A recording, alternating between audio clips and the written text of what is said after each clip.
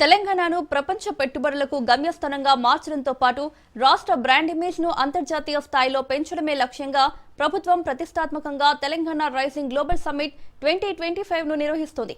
December 8 మధ్యాహ్నం 1 గంటకు global summit ను గవర్నర్ జిష్ణుదేవ్ వర్మ ప్రారంభించనున్నారు. తొలి రోజు సీఎం మంత్రుల ప్రసంగాలు ఉంటాయి. మొత్తం 27 సెషన్లు ఉంటాయని డిప్యూటీ సీఎం భట్టి విక్రమార్క తెలిపారు.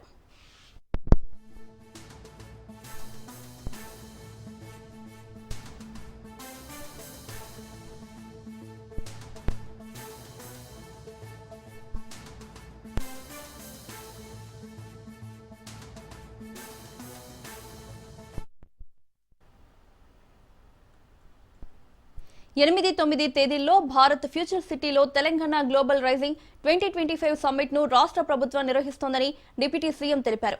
ఇది పూర్తిగా ఎకనామిక్ సమ్మిట్ అని ఆయన స్పష్టం చేశారు. 2047 నాటికి తెలంగాణ 3 ట్రిలియన్ల ఆర్థిక వ్యవస్థను సాధించడమే లక్ష్యంగా నిర్వహిస్తున్నామన్నారు. నీతి ఆయోగ్, ఐఎస్బీ, హైదరాబాద్ సలహాలు సూచనలతో విజన్ డాక్యుమెంట్ రూపొందించడం జరిగిందన్నారు. సీఎం రేవంత్ నాయకత్వంలోని మొత్తం క్యాబినెట్ అంతా కలిసి ఆలోచనలు చేసి విజన్ డాక్యుమెంట్ రూపొందించినట్లు చెప్పుకొచ్చారు. ఈ కార్యక్రమంలో అంతర్జాతీయ స్థాయిలో పేరొందిన ఎకనామిస్టులు ప్రసంగిస్తారని డిప్యూటీ సీఎం భట్టి విక్రమార్క తెలిపారు.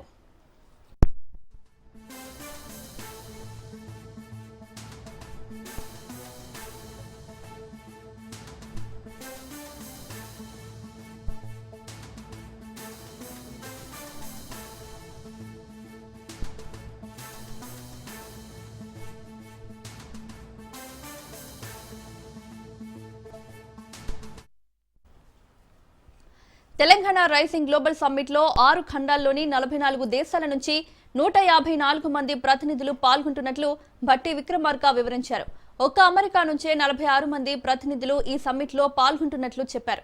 రాష్ట్రంలోని అన్ని రాజకీయ పార్టీలను ఈ కార్యక్రమానికి ఆహ్వానిస్తున్నామన్నారు. స్వయంగా అధికారులే వెళ్లి వారిని ఆహ్వానించడం జరుగుతుందని చెప్పారు. ముఖ్యమంత్రి రేవంత్ రెడ్డి, తాను సహచర మంత్రులు అందరం స్వయంగా వెళ్లి ముఖ్యులను ఆహ్వానించడం జరిగిందని భట్టి విక్రమార్క అన్నారు. అన్ని రాష్ట్రాలకు సమాచారం ఉండాలని అందరినీ పిలవడం జరిగిందన్నారు.